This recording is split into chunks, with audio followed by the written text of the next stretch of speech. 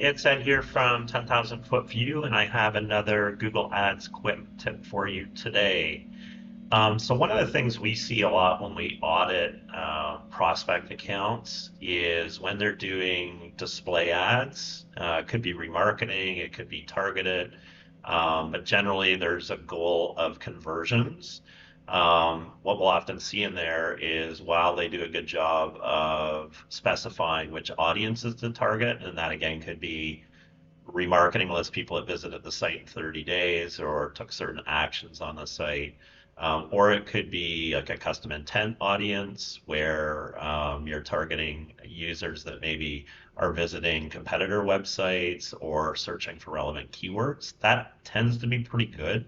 But we often see the issue of a lack of content targeting, or what I would call contextual targeting. And that means that we're blindly targeting every placement in the world for those users that we're interested in, meaning they will see the ads anywhere and everywhere throughout their travels. And that could be apps, it could be websites, video on YouTube, what have you. And so what tends to happen is you just don't get a good return on your investment. And with remarketing, it tends to be less important, and sometimes you can make the numbers work.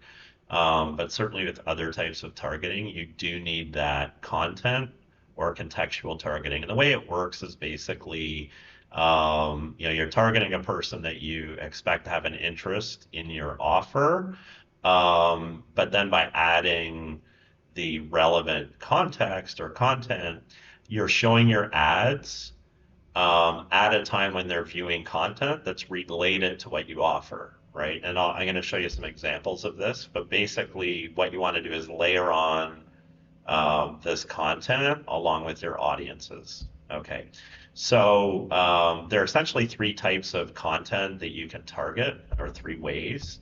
The first one is topics, and that's kind of the highest level and the simplest one to implement. So you're just going to go into your campaign or ad group, select content, add topics.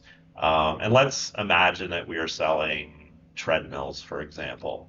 So you can actually try to search for a keyword and see if that comes up. But usually something that's specific is not going to be a topic. They're going to be a little more generic.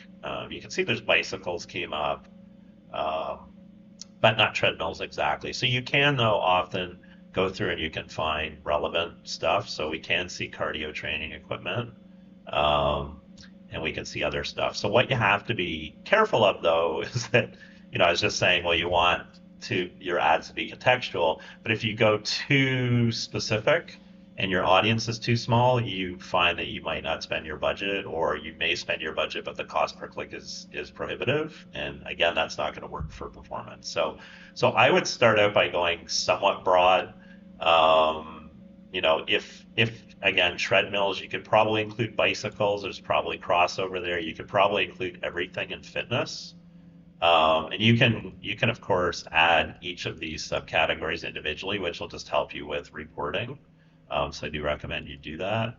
But you can see here we've covered fitness. We probably do bikes. Just do everything in bikes, and so on. And you'll go down and you'll see there's health. Probably not as specific.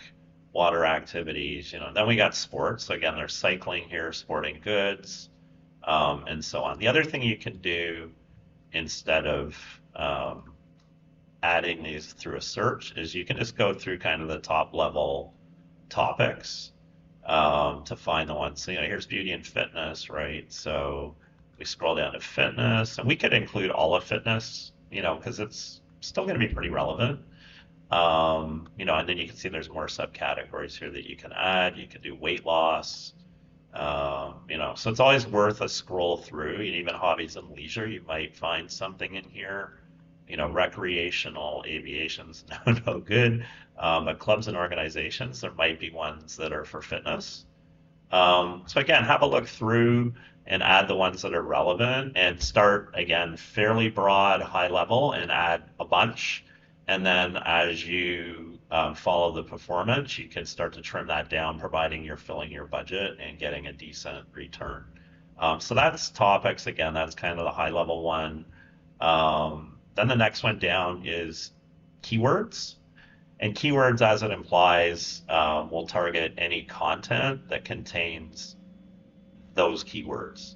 Um, Importantly, you can only add broad match keywords um, for that. So, if you put exact or phrase match, it's not going to change the targeting or to make it more precise. Um, and keywords, again, they're more precise than topics, so you probably want to add a bunch and go pretty broad here. So, I mean, obviously add anything that's very specific to the product you're selling. But I would also do like fitness, um, you know, um, lose weight, diets, stuff along those lines.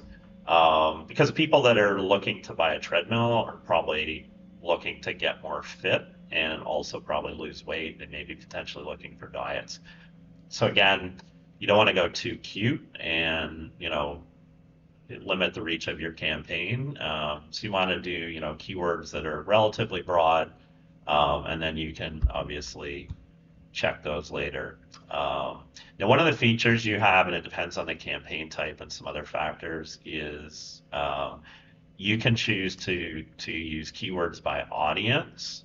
So that's people that are likely to be interested in keywords and web pages and apps. Or you can do content, and then it doesn't really consider the audience. It only considers the target page or website. In this case, we can only choose content, which is the less broad, the more specific. Um, more specific, and that's probably what you want to do in most cases, because otherwise, um, your audience is already interested in these keywords, and they're gonna show ads everywhere. So content makes much more sense in most cases. Okay, and then the last one is the most specific, and that is placements. And placements are actual websites and even pages on websites. So you can go and you can get very high precision, and say, I want to target on this page. And you, again, you have those tools to search, right? So you can browse for fitness, um, and it's going to come up with, here's 81 websites, there's YouTube channels, there's a bunch of apps, and you can go through, and you can add all of these. Some of these get quite a bit of traffic, almost 5 million for stack.com. To do this right, you probably want to check every website just to make sure it is aligning with your offer. And also you want to avoid competitors. So that's another thing. Like, you don't want to select sites that are selling uh, or promoting treadmills in this case. So, again, you can do treadmill, but I would avoid anybody that's selling them. Looks like you'd be okay here. And the truth is that most commercial sites would not be running ads, although it does happen. So basically, we typically, my agency, we choose one of these three methods. We don't try to combine them, because it can be a bit tricky to manage and understand what's going on. So usually we start with topics. If we make the numbers work with topics, then we usually stick to that. If we can't make the numbers work, then we'll look at doing um, keywords and then potentially placements. And we do sometimes add specific placements if we found, one is working really well. The truth is that Google is going to target it anyway if it's working well when you're using automated bidding, so it's not really necessary. But it's just a way to kind of highlight or flag that one. So that's basically it. Again, the importance here is on if you are targeting users with display ads, it's usually a good idea to overlap that with context or content targeting to ensure that when they're seeing your ads, they're primed to click and actually transact on your website. Okay, I hope that helps you out with your display ads, and that's it for today. I'll see you next time.